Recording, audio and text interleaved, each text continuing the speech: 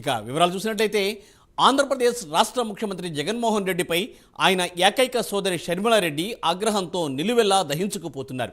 గతంలో ఆయనకు వ్యతిరేకంగా ఆంధ్రప్రదేశ్లో అడుగుపెట్టే సాహసం చేయలేక తెలంగాణలో జెండా ఎగరేశారు. జగన్కు సన్నిహితంగా మెలిగిన తెలంగాణ ముఖ్యమంత్రిని లక్ష్యంగా చేసుకుని ఆయనపై విమర్శల వర్షం కురిపించారు షర్మిల.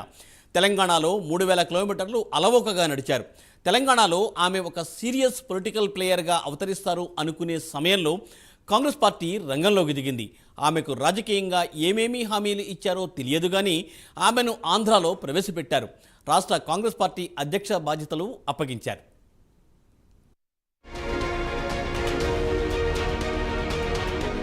ఆమెకు ఆంధ్ర రాష్ట్ర కాంగ్రెస్ అధ్యక్ష పదవి బాధ్యతలు అప్పగించడం కోసం అప్పటి వరకు ఆ పదవిలో ఉన్న గిడుగు రుద్రరాజుని తప్పించారు. దీనితో ఆమెకి పూర్తి స్వేచ్ఛ లభించినట్లయింది. ఇంతకీ ఆమె ఎవరో కాదు, ఏపీ సీఎం జగన్ చెల్లెలు వైఎస్ గారాల తనయ షర్మిలారెడ్డి. ఆమెకి వెన్నుదన్నుగా తండ్రి తర్వాత తండ్రి లాంటి కేవీపీ రామచంద్రరావు నిలబడ్డారు. కేవీపీ రామచంద్రరావు ఆంధ్ర రాష్ట్ర కాంగ్రెస్ నాయకులకు కార్యకర్తలకి కూడా ఓ భరోసా, ఓ నమ్మకం. షర్మిలారెడ్డి కేవీపీ కాంబినేషన్ అంటే నిప్పుకి గాలి తోడైనట్లు అధికార వైసీపీ ప్రతిపక్ష టీడీపీపై విరుచుకుపడినట్లుగానే రాజకీయ వర్గాలు భావిస్తున్నాయి. కేవీపీ బుర్రా, షర్మిలారెడ్డి మాట ఒక డెడ్లీ పొలిటికల్ కాంబినేషన్ గా రాజకీయ పరిశీలకులు అంచనా వేస్తున్నారు. అటు కాంగ్రెస్ హైకమాండ్ ని ఒకవైపు, ఇటు కేవీపీ రామచంద్రరావుని మరోవైపు అండగా ఉండటంతో ఆంధ్ర రాజకీయ కార్యక్షేత్రంలోకి దూకేశారు షర్మిలారెడ్డి. ఇటు సోదరుడు జగన్మోహన్ రెడ్డిని, అటు చంద్రబాబుని తప్పుపడుతూ ఆంధ్రాని చుట్టేస్తున్నారు షర్మిలారెడ్డి.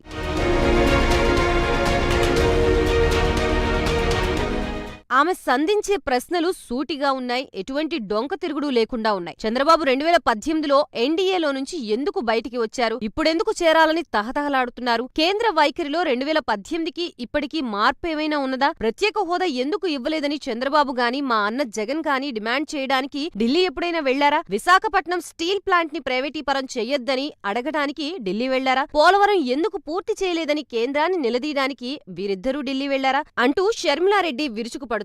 అటు వైసీపీ వైపు నుంచి గాని, ఇటు టీడీపీ వైపు నుంచి గాని సౌండ్ లేదు. ఈ ప్రశ్నలకి సమాధానాలు చెప్పడానికి ద్వితీయ శ్రేణి నాయకులు సైతం మీడియా ముందుకి రావడం లేదు.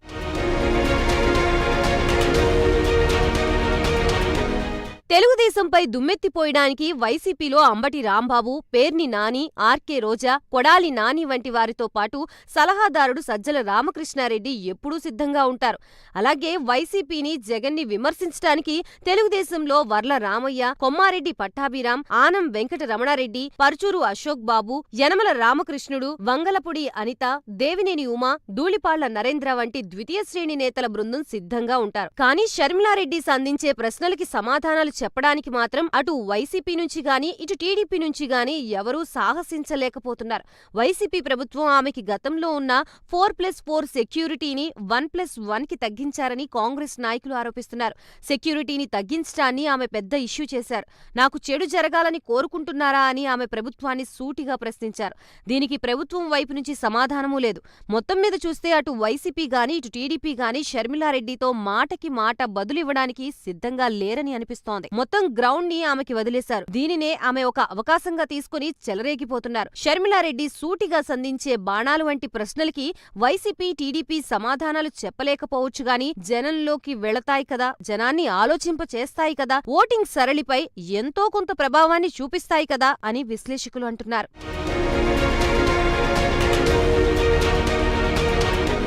గత 2 ఎన్నికల్లోనూ కాంగ్రెస్ ఒక్క సీటు దక్కించుకోలేదు. 2014లో చీపురుపల్లి నుంచి కాంగ్రెస్ తరపున పోటీ చేసిన ఇప్పటి మంత్రి బొత్స సత్యనారాయణకి ఒక్కరికే డిపాజిట్ దక్కింది. 2019లో అయితే అదీ లేదు. ఈసారి షర్మిలారెడ్డి పుణ్యమా అని కాంగ్రెస్ లో కదలిక వస్తోంది.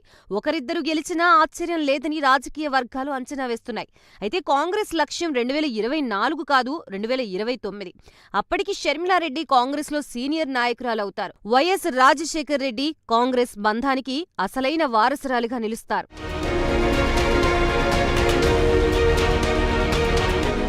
ఇదిలా ఉండగా ఆంధ్రప్రదేశ్లో టీడీపీతో పొత్తుని కేంద్ర హోంమంత్రి అమిత్ షా పరోక్షంగా ధృవీకరించారు.